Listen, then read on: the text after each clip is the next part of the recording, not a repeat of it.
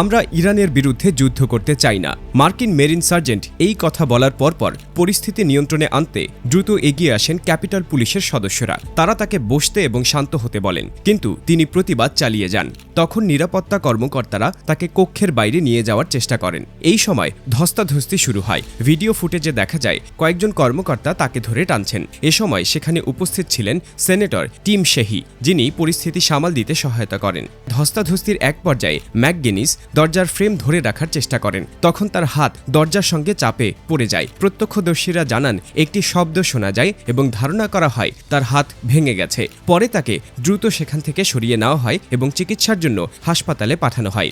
ঘটনাটি মাত্র কয়েক মিনিটের হলেও তা ছিল অত্যন্ত উত্তেজনাপূর্ণ এবং অস্বস্তিকর। ঘটনাটি ঘটে মার্কিন সেনেটের আর্মড সার্ভিসেস সাব কমিটির এক শুনানিতে। এ ধরনের শুনানিতে সাধারণত প্রতিরক্ষা বাজেট, সামরিক কৌশল এবং বিদেশে সেনা মোতায়েনের মতো গুরুত্বপূর্ণ বিষয় নিয়ে আলোচনা করা হয়। সেদিনও মধ্যপ্রাচ্যের পরিস্থিতি এবং সম্ভাব্য সামরিক নীতি নিয়ে আলোচনা চলছিল। হঠাৎ করে দর্শক আসন থেকে উঠে দাঁড়ান এক ব্যক্তি। তিনি হলেন ব্রায়ান ম্যাকগিনিস, একজন সাবেক মার্কিন মেরিন এবং রাজনৈতিক কর্মী। ম্যাকগিনিস দাঁড়িয়ে উচ্চস্বরে বলেন যে আমেরিকার সাধারণ মানুষ চায় না তাদের ছেলে মেয়েদের ইরানের সঙ্গে যুদ্ধে পাঠানো হোক। তিনি আরও বলেন যুক্তরাষ্ট্র যেন অন্য দেশের হয়ে সরাসরি যুদ্ধে জড়িয়ে না পড়ে। তার বক্তব্য ছিল স্পষ্ট, যুদ্ধ নয়, কূটনৈতিক সমাধান দরকার। উপস্থিত অনেকেই প্রথমে বিষয়টি বুঝে উঠতে পারেননি, কিন্তু তিনি থামেননি। তিনি বারবার একই কথা বলতে থাকেন। পরে জানা যায় তার বিরুদ্ধে একাধিক অভিযোগ আনা হয়েছে। ক্যাপিটল পুলিশ জানায় তিনি সরকারি কার্যক্রমে বাধা দিয়েছেন, গ্রেপ্তারের সময় প্রতিরোধ করেছেন এবং কর্মকর্তাদের সঙ্গে শারীরিক সংঘর্ষে জড়িয়েছেন। এখন বিষয়টি আইনি প্রক্রিয়ার মধ্যে রয়েছে। আদালতে প্রমাণ ও সাক্ষ্যের ভিত্তিতে পরবর্তী সিদ্ধান্ত নেওয়া হবে। এই ঘটনার পেছনে যে বড় প্রেক্ষাপট রয়েছে সেটিও গুরুত্বপূর্ণ।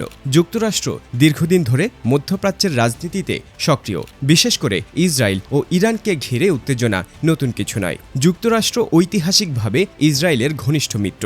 সাম্প্রতিক আঞ্চলিক উত্তেজনার কারণে অনেকেই আশঙ্কা করছেন যে পরিস্থিতি বড় ধরনের সামরিক সংঘাতে রূপ নিতে পারে। এই প্রেক্ষাপটে কিছু নাগরিক এবং সাবেক সামরিক সদস্য সরাসরি যুদ্ধের বিরোধিতা করছেন। ম্যাকগিনিসের বক্তব্য সেই উদ্বেগেরই প্রতিফলন বলে অনেকেই মনে করছেন। তার সমর্থকেরা বলছেন একজন নাগরিক হিসেবে মত প্রকাশ করা তার অধিকার। যুক্তরাষ্ট্রের সংবিধান বাক স্বাধীনতার অধিকার দেয়, তাই তিনি যা করেছেন তা প্রতিবাদের অংশ। তবে সমালোচকরা বলছেন সরকারি শুনানিতে এভাবে হঠাৎ উঠে বাধা দেওয়া শৃঙ্খলার পরিপন্থী এবং আইন ভঙ্গের শামিল। ঘটনার ভিডিও দ্রুত সামাজিক মাধ্যমে ছড়িয়ে পড়ে। কেউ এটিকে সাহসী পদক্ষেপ বলছেন, কেউ আবার বলছেন এটি ছিল ভুল সময় ও ভুল জায়গায় প্রতিবাদ। তবে একটি বিষয় পরিষ্কার, যুদ্ধ ও শান্তি নিয়ে সাধারণ মানুষের ভেতরে গভীর উদ্বেগ রয়েছে, বিশেষ করে যখন বিষয়টি বিদেশে সেনা পাঠানোর মতো সংবেদনশীল সিদ্ধান্তের সঙ্গে জড়িত।